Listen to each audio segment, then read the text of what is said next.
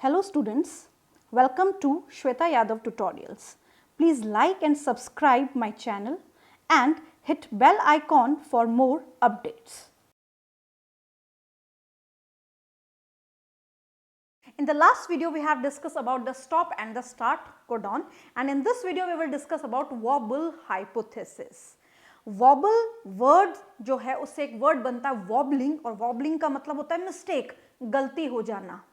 अब ये गलती कैसे हो जाती है इसको हम डिस्कस करेंगे. So first of all the wobble hypothesis given by Crick और प्रोपोंडेड बाय क्रिक, इसको देने वाले जो साइंटिस्ट थे उनका नाम है क्रिक. नाउ होता क्या है, normally sometimes an anticodon recognize more than one codon. अब ये लाइन क्या समझाना चाह रही है, हम नॉर्मली ये जानते हैं कि अगर 61 कोडॉन्स हैं तो इनके लिए 61 ही एंटीकोडॉन्स होंगे, और अगर 61 एंटीकोडॉन्स हैं तो इनके लिए 61 ही टीआरएनए होंगे. क्योंकि एंटीकोडॉन किसके पास होते हैं, टीआरएनए के पास होते हैं. कोडॉन किसके पास होता है, एमआरएनए के पास होता है. बट जब क्रिक ने सेल में से टीआरएनए को आइसोलेट किया तो जितने टीआरएनए होने चाहिए थे, 61 टीआरएनए होने चाहिए थे, इतने टीआरएनए नहीं थे, टीआरएनए कम थे, लगभग आधे थे. अब ऐसा क्यों है, तो इस पे पूरा एक्सपेरिमेंट किया गया और यहाँ पे वॉबल हाइपोथेसिस दी गई. Vowel hypothesis states that sometimes an anticodon recognize more than one codon. Normally हम क्या देखते हैं कि भाई एक कोडॉन है, उसका कॉम्प्लीमेंट्री एंटीकोडॉन आ जाता है. बट यहाँ पे क्या होता है कि जो एक एंटीकोडॉन है कई बार एक से ज्यादा कोडॉन को रिकॉग्नाइज कर लेता है. अब वो कैसे करता है इसको हम डिस्कस करेंगे. For example this is an mRNA, ये एमआरएनए है और इस एमआरएनए पे दो कोडॉन है, यूयूसी एंड यूयूयू. यहाँ पे दो कोडॉन है, codon 1, codon 2. Codon 1 is UUC, codon 2 is UUU. अब यहाँ पे क्या होगा, यहाँ पे एंटीकोडॉन लेके आएगा टीआरएनए. एंटीकोडॉन क्या कौन लेके आएगा, टीआरएनए. ये आ गया है एंटीकोडॉन. एंटीकोडॉन लेके आने वाला टीआरएनए क्या करता है, ये कोडॉन को रिकॉग्नाइज करता है, पहचान करता है. पहचान कैसे करता है, बहुत ध्यान से समझना है. पहचान होती है सबसे पहले नाइट्रोजन बेस से, पहले लेटर से, फिर दूसरे वाले से और फिर तीसरे वाले से. मतलब पहले वाले की पहले वाले से पहचान होती है, पहचानने के बाद फिर दूसरे वाले की दूसरे वाले से पहचान होती है, फिर तीसरे वाले की तीसरे वाले से पहचान होती है. क्या है ये, नाइट्रोजन बेस. तो पहले नाइट्रोजन बेस से दूसरे की, दूसरे से तीसरे की, तीसरे से रिकॉग्निशन चलती है. जैसे ए ने यू को रिकॉग्नाइज किया, ए का कॉम्प्लीमेंट्री यू है, यहाँ पे पेयरिंग हो गई. ये जो पेयरिंग होती है बहुत ही स्लो होती है, इनमें रिकॉग्निशन होता है तो उसमें समय लगता है, तो ये पेयरिंग हो जाती है वेरी स्लो. जब दूसरा लेटर या नाइट्रोजन बेस दूसरे को रिकॉग्नाइज करता है तो हमें पता है कि ए का कॉम्प्लीमेंट्री यू है, तो यहाँ पे ये इसको रिकॉग्नाइज करता है, पेयरिंग करता है. यहाँ पे भी पेयरिंग या रिकॉग्निशन स्लो होता है, तो यहाँ पे कॉम्प्लीमेंट्री है गया, ए का कॉम्प्लीमेंट्री यू, ए का कॉम्प्लीमेंट्री यू. बट जो तीसरे की पेयरिंग होती है या कॉम्प्लीमेंट्री बेस पे रिकॉग्निशन होता है, ये बहुत ही फास्ट होता है. तो पहले दोनों का स्लो, फिर तीसरे का बहुत ही फास्ट, और फास्ट रिकॉग्नाइज करके इस कोडॉन का एंटीकोडॉन कॉम्प्लीमेंट्री है और एंटीकोडॉन इसको रिकॉग्नाइज कर लेता है. तो होता कैसे, पहले से पहला, फिर दूसरा, फिर तीसरा, first to first, second to second, third to third. जो फर्स्ट टू है वहां पे जो पेयरिंग है वो बहुत ही स्लो है. थर्ड केस में, थर्ड नाइट्रोजन बेस के केस में पेयरिंग बहुत ही फास्ट है, तो तीसरे अल्फाबेट में पेयरिंग बहुत ही फास्ट हो जाती है. अब ये जो एंटीकोडॉन है ये कोडॉन है और ये एक दूसरे के कॉम्प्लीमेंट्री है, यानी कि इसका कॉम्प्लीमेंट्री ये है. अब ये जो पेयरिंग है ये बिल्कुल राइट पेयरिंग है, यहाँ पे किसी तरह की कोई गलती नहीं है। यहाँ पे इस कोडॉन का ये एंटीकोडॉन और बिल्कुल सही है, कॉम्प्लीमेंट्री है। बट एक दूसरा केस लेते हैं, ए ने यू को रिकॉग्नाइज किया, स्लो रिकॉग्निशन था, हो गया ए का कॉम्प्लीमेंट्री यू सेकंड केस में। दूसरे केस में ए का कॉम्प्लीमेंट्री यू, ये भी सही है, सही रिकॉग्निशन है, बट गलती हो गई थर्ड लेटर में, तीसरे नाइट्रोजन बेस में गलती हो जाती है, क्योंकि बहुत जल्दी होता है। तो यहाँ पे जहां जी को रिकॉग्नाइज करना था सी को, इसने यू को रिकॉग्नाइज करके और पेयरिंग कर दी, तो यहाँ पे हो गई मिस्टेक। अब यहाँ पे जो मिस्टेक हो जाती है, यहाँ पे जो गलती हो जाती है सेल से, ये गलती अच्छाई के लिए की जाती है। सेल ये जो मिस्टेक करती है ये इंटेंशनल मिस्टेक है, और ये इंटेंशनल मिस्टेक इसलिए की जाती है क्योंकि इस गलती का फायदा यहाँ पे क्या होता है तो ये दो कोडॉन्स, है तो ये दो कोडॉन्स, बट ये एक ही अमाइनो एसिड को कोड करते हैं, यानी कि UUU and UUC phenyl alanine को कोड करेंगे।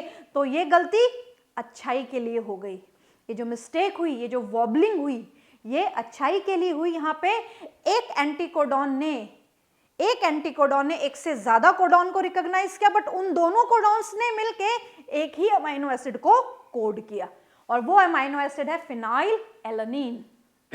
इसी तरीके से बहुत सारे अमाइनो एसिड्स ऐसे होते हैं जिनके एक से ज्यादा कोडॉन्स होते हैं, सेरीन, आर्जिनिन, ल्यूसिन एक्सेट्रा, इनके 6 कोडॉन्स है, किसी के 3 होते हैं, किसी के 4 होते हैं, किसी के 6 होते हैं। तो यहाँ पे ये क्या फॉलो करते हैं, डीजेनरेसी। तो यहाँ पे डीजेनरेसी वाला कॉन्सेप्ट है, और वो कॉन्सेप्ट ये कहता है कि यहाँ पे जो गलती हुई है वो तीसरे अल्फाबेट में हुई है, और ये गलती अच्छाई के लिए की गई है, जिससे कम टीआरएनए से क्या किया जाएगा, एंटीकोडॉन को कोडॉन से रिकॉग्नाइज करके कॉम्प्लीमेंट्री बेस पेयर्स बनाए जाएंगे। Clear?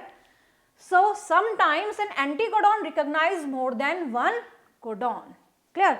Wobbling, what is wobbling? Mistake. ये जो गलती है ये कहां पे होती है, third nucleotide of the codon. This is the third nucleotide of the codon. ये थर्ड न्यूक्लियोटाइड पे होती है, फर्स्ट पे नहीं होती, सेकंड पे नहीं होती। क्यों नहीं होती फर्स्ट सेकंड पे? क्योंकि यहाँ पे जो रिकॉग्निशन होता है वो बहुत धीरे होता है, प्रॉपर रिकॉग्निशन होता है, गलती करने के कोई चांसेस नहीं होते। बट तीसरे वाले में बहुत ही जल्दी कर देता है एंटीकोडॉन और कोडॉन का रिकॉग्निशन, तो यहाँ पे गलती होने के चांसेस होते हैं, बट ये गलती अच्छाई के लिए की जाती है, और सेल को ये फायदा हो जाता है कि कम टीआरएनए से काम उसका चल जाता है। Now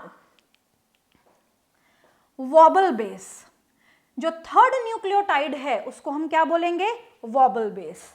so this is vowel base, इसी को ही वॉबल बेस बोला जाएगा, राइट? नेक्स्ट, कोडॉन एमआरएनए पे 5' और 3' एंड से कैसे देखे जाते हैं, बहुत ध्यान से समझना। अगर एमआरएनए पे हम 5' से इस वॉबल बेस को या इस कोडॉन को रीड करते हैं, तो यहां से 5' एंड पे ये थर्ड कोडॉन आएगा, third codon, third nitrogen base आएगा। तो ये 5' एंड से थर्ड नाइट्रोजन बेस आएगा, यानी कि थर्ड अल्फाबेट आएगा, ये थर्ड अल्फाबेट आएगा। अगर आप 5' एंड से इसे रीड कर रहे हैं तो 5' एंड से इस कोडॉन का, इस पूरे कोडॉन का ये तीसरा नाइट्रोजन बेस आएगा। कौन सा आएगा, तीसरा। अगर आप इसको 3' एंड से रीड कर रहे हैं, 3' एंड से अगर आप इसको रीड कर रहे हैं तो यहाँ पे आएगा ये फर्स्ट नाइट्रोजन बेस। 3' एंड से अगर आप इसको रीड कर रहे हैं तो आएगा ये फर्स्ट नाइट्रोजन बेस। तो ध्यान रखना है, अगर क्वेश्चन में कुछ भी गिवन नहीं है तो हमें 5' से ही रीड करना है, और यहाँ पे थर्ड नाइट्रोजन बेस ही करेक्ट आंसर माना जाएगा। अगर स्पेसिफाई किया गया है कि आपको 5' टू 3' चलना है तो यहाँ पे थर्ड नाइट्रोजन बेस आएगा, अगर 3' टू 5' चलना है तो यहाँ पे फर्स्ट नाइट्रोजन बेस आएगा। तो ये बात ध्यान रखनी है। तो व्हाट इज वॉबलिंग?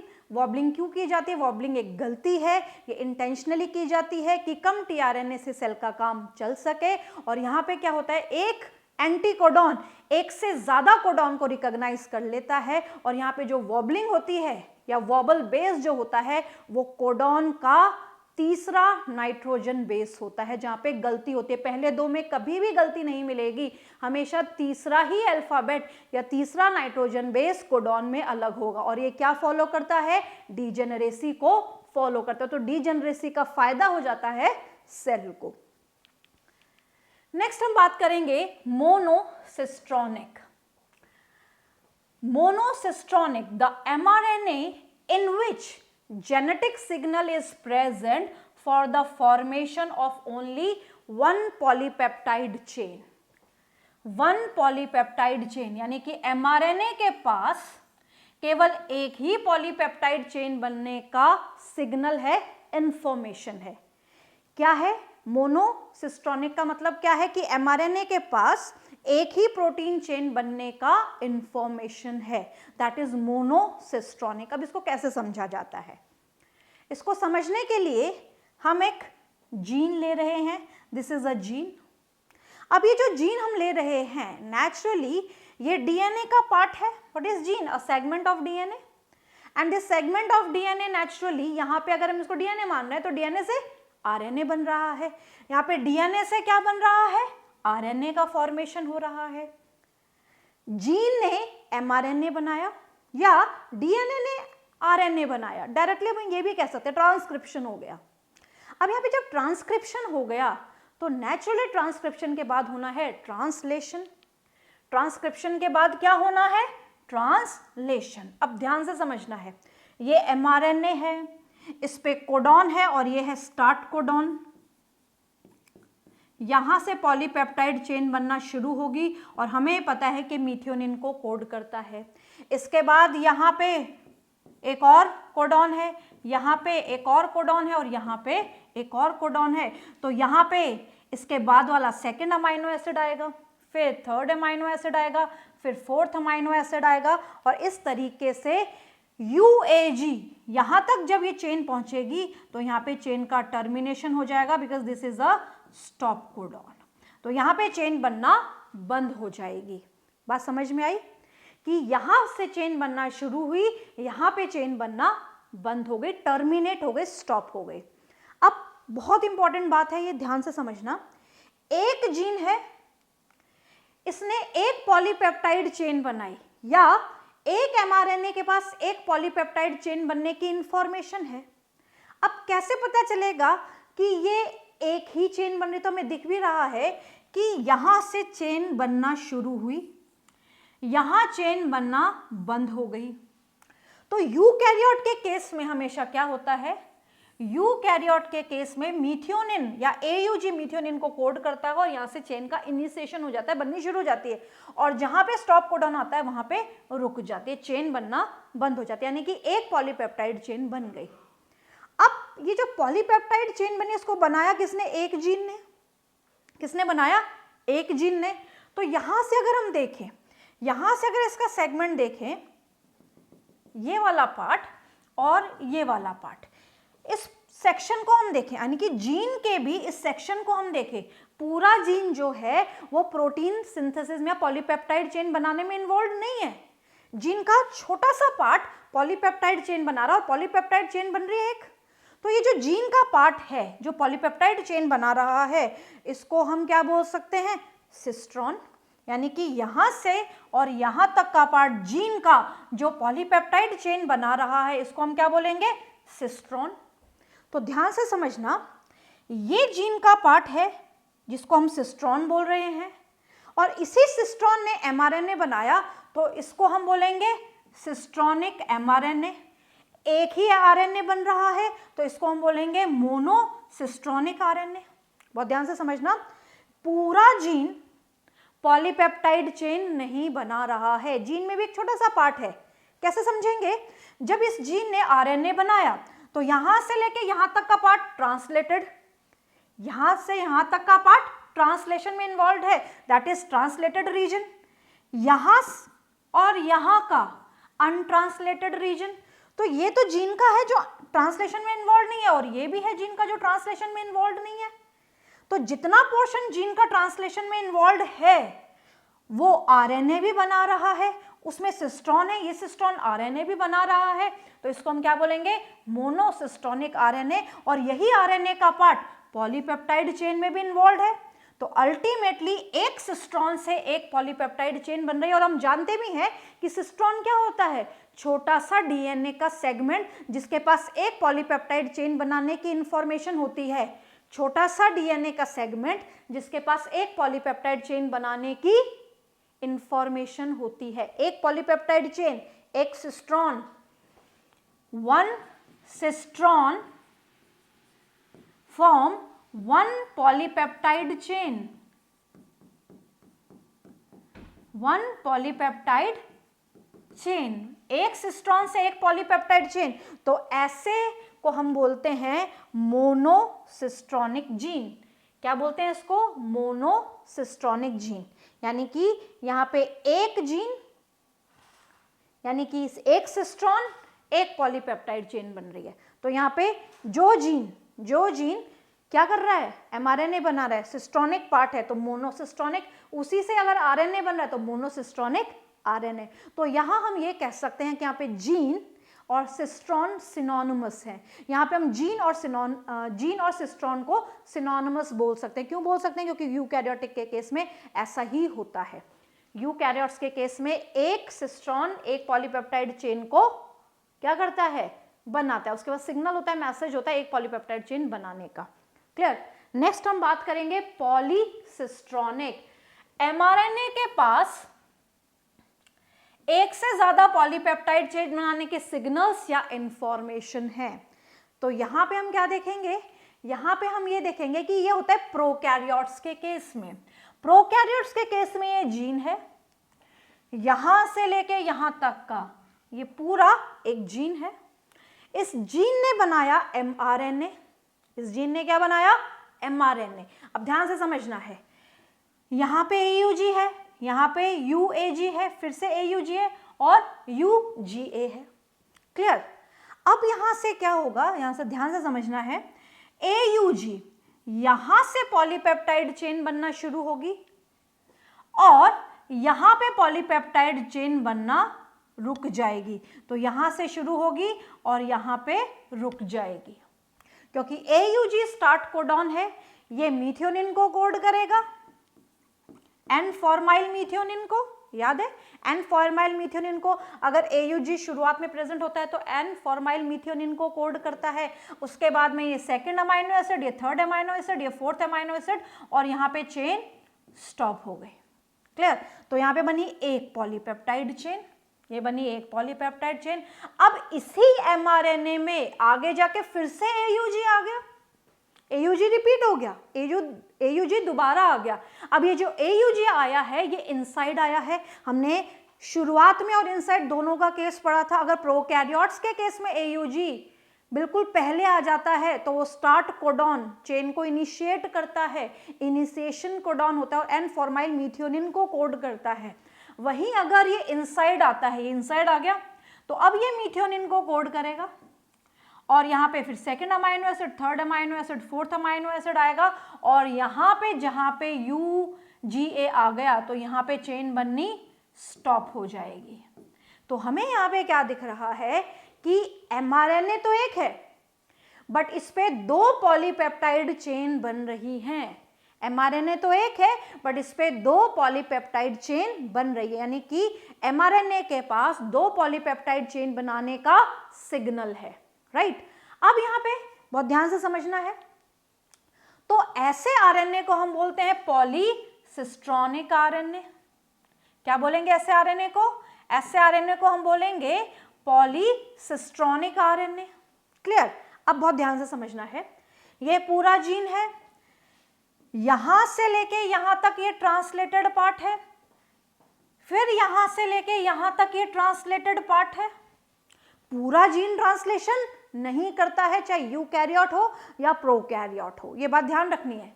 पूरा जीन, जितना भी जीन है वो पूरा ट्रांसलेशन में इन्वॉल्व नहीं होता है। क्लियर। तो यहां से लेके यहां तक का ट्रांसलेटेड पार्ट, यहां से लेके यहां तक का ट्रांसलेटेड पार्ट। तो यहां पे हम देखेंगे कि यहां से यहां एक सिस्ट्रॉन आया और यहां से यहां दूसरा सिस्ट्रॉन आया। तो यहाँ पे 2 सिस्ट्रॉन आ गए, यानी कि एक जीन है उसमें 2 सिस्ट्रॉन है और 2 सिस्ट्रॉन 2 पॉलीपेप्टाइड चेन बना रहे हैं, 2 सिस्ट्रॉन 2 पॉलीपेप्टाइड चेन बना रहे हैं। क्लियर?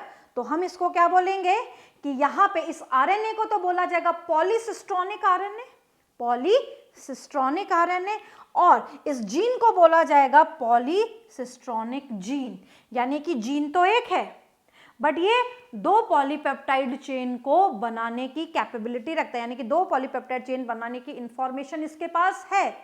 तो 2 है या 2 से ज्यादा है तो उसको हम बोलेंगे पॉलीसिस्ट्रॉन।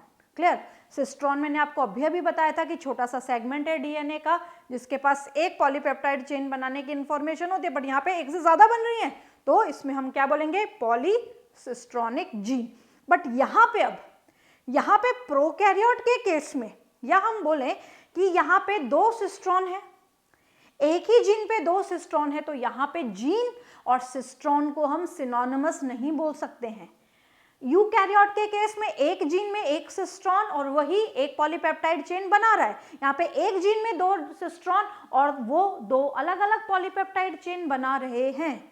तो सिंपल सा कहने का मतलब है कि जब हम यूकैरियोट का केस लेंगे तो वहाँ पे सिस्ट्रॉन और जीन सिनोनिमस कहलाएंगे, बट प्रोकैरियोट्स के केस में ये दोनों सिनोनिमस नहीं होंगे। यूकैरियोट के केस में दोनों सिनोनिमस होंगे, जीन एंड सिस्ट्रॉन, प्रोकैरियोट के केस में ये दोनों सिनोनिमस नहीं होंगे। So this is all about the monocistron and the polycistron as well as wobble hypothesis.